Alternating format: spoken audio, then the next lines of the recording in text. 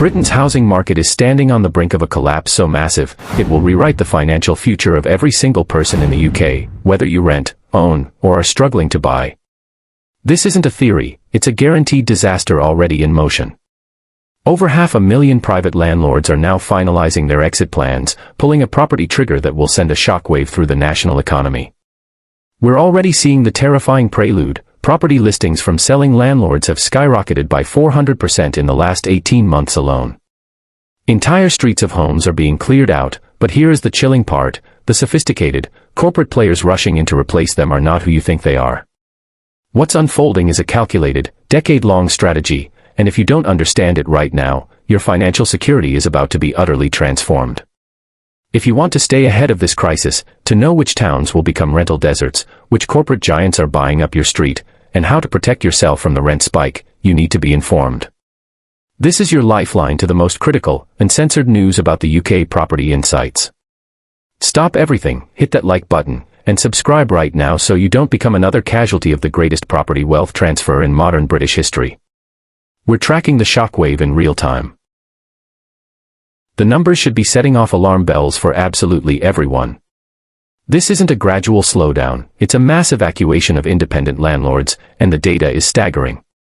The National Residential Landlords Association confirms that 53% of landlords plan to either shrink their portfolio or completely exit the sector within the next 2 years.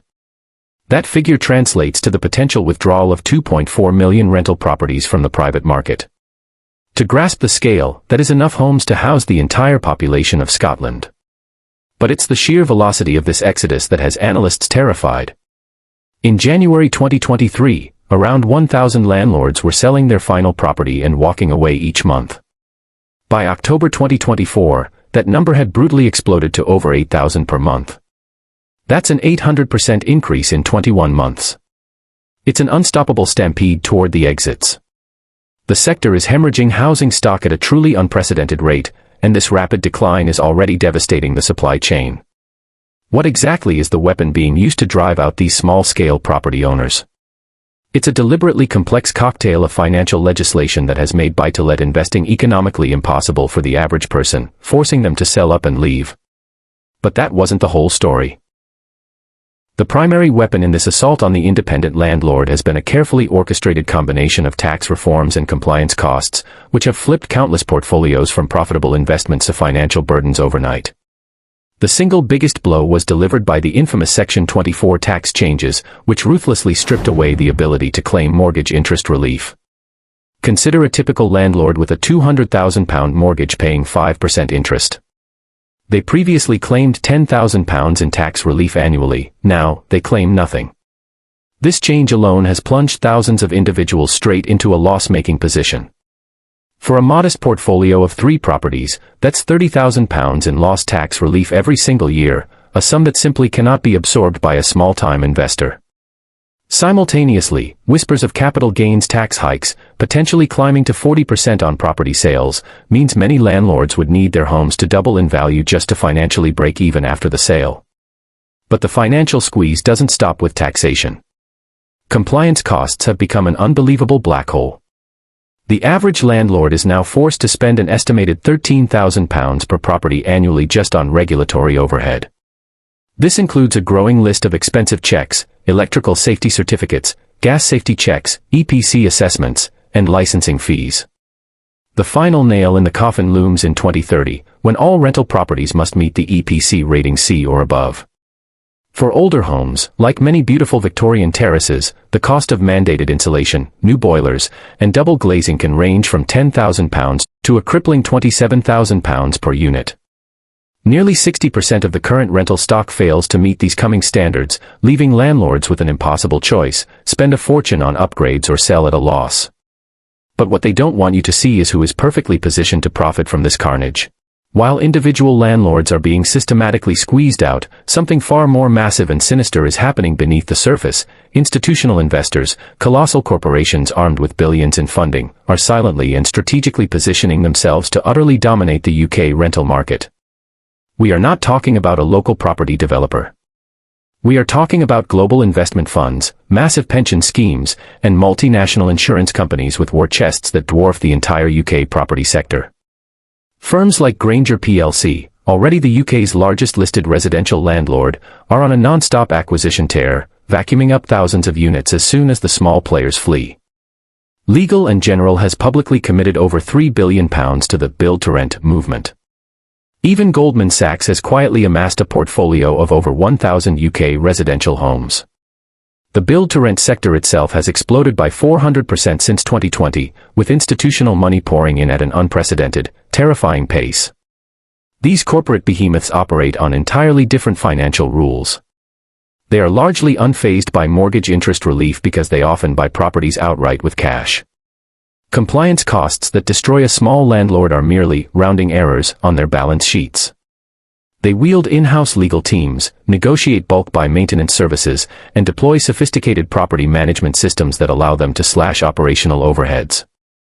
Most critically, they have patient capital. They can afford to wait decades for their returns, giving them an insurmountable advantage over the individual trying to make a living. And what happened next would shock everyone. The corporate takeover is rapidly creating a devastating two-tier rental market that is already a grim reality in many major cities. The moment these institutional landlords move in, things change for the worse for tenants. They typically charge 20% to 30% more rent than the independent landlords they replaced.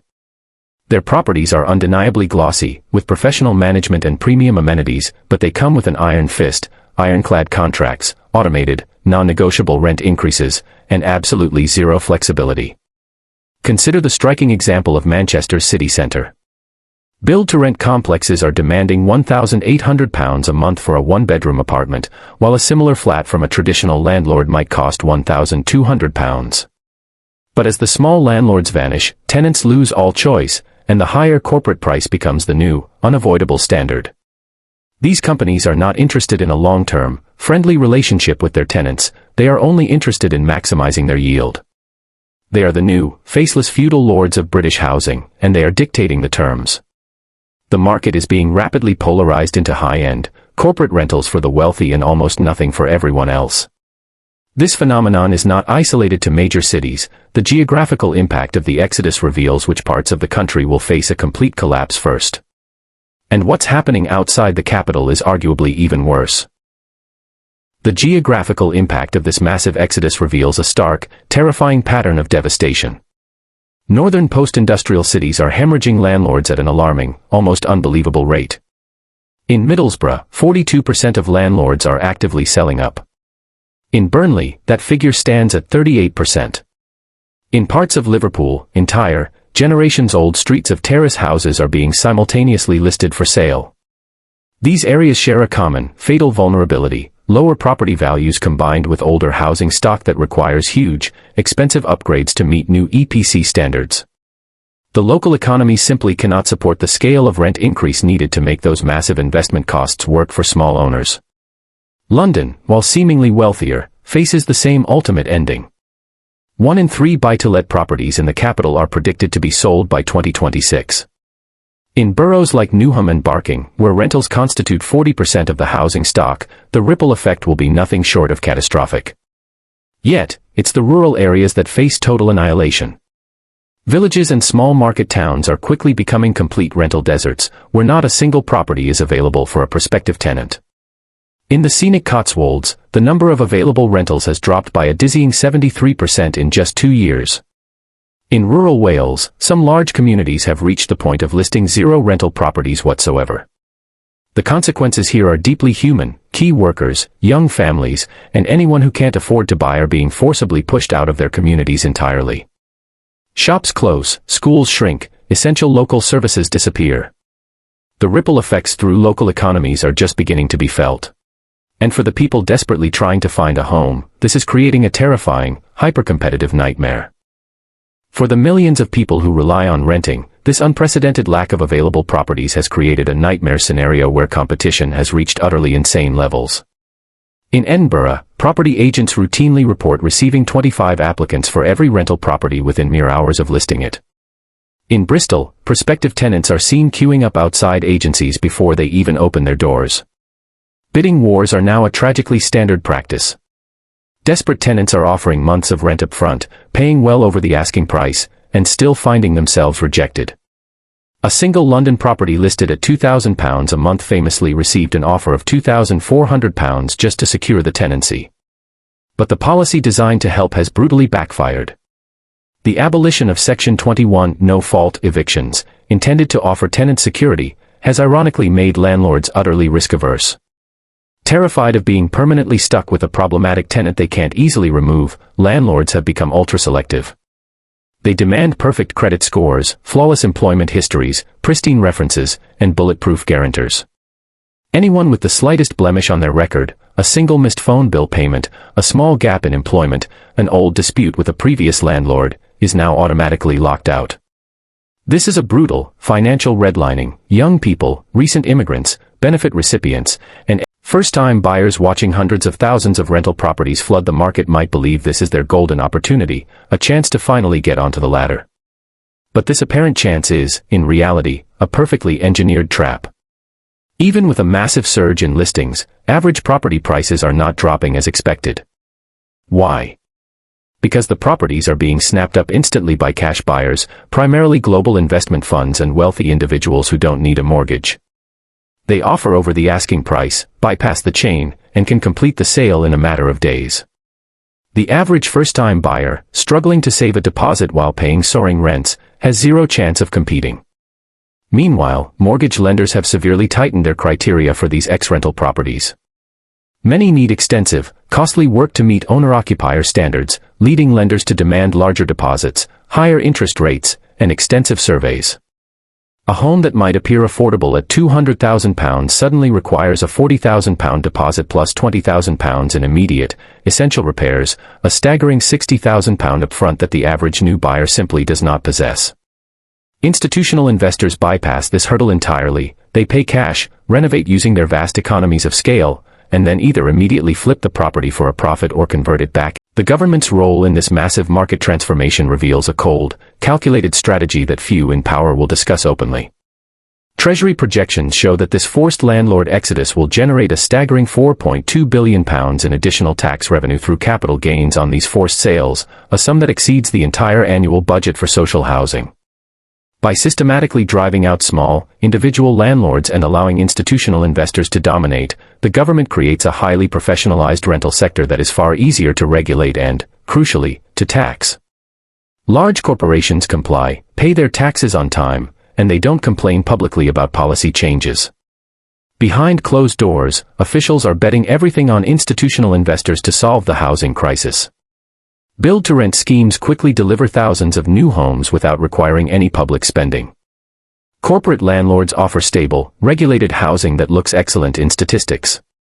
The fact that these rentals cost 30% more and offer tenants fewer rights is deemed acceptable collateral damage.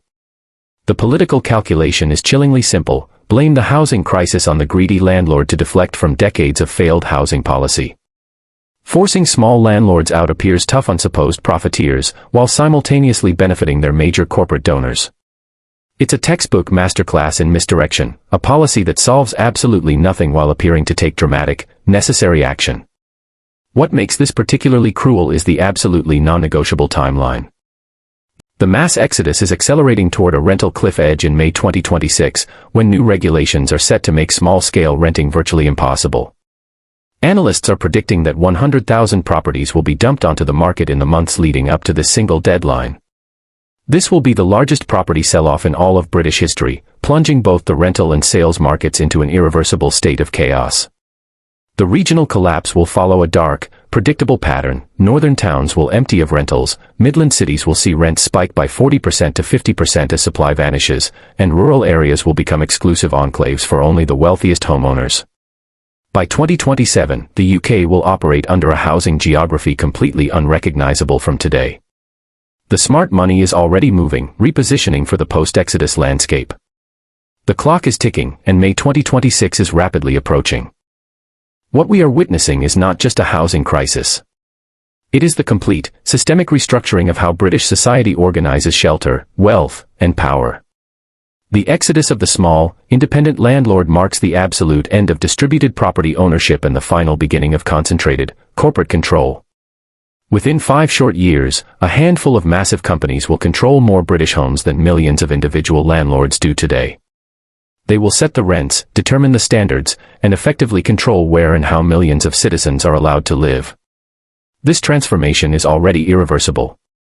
The regulations are locked in place, the institutional money is fully committed, and the exodus has reached critical mass. Those who recognize the terrifying reality of what's happening can, at the very least, prepare.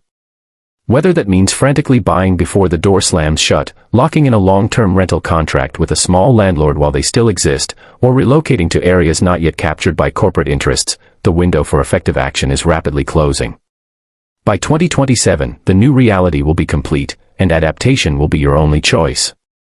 The UK rental market extinction event isn't coming. It's already here. 500,000 landlords aren't just leaving, they are being systematically replaced by a corporate machine that will permanently transform British housing. The only question left is whether you'll be prepared for what comes next or become another casualty of the greatest, most devastating property wealth transfer in British history.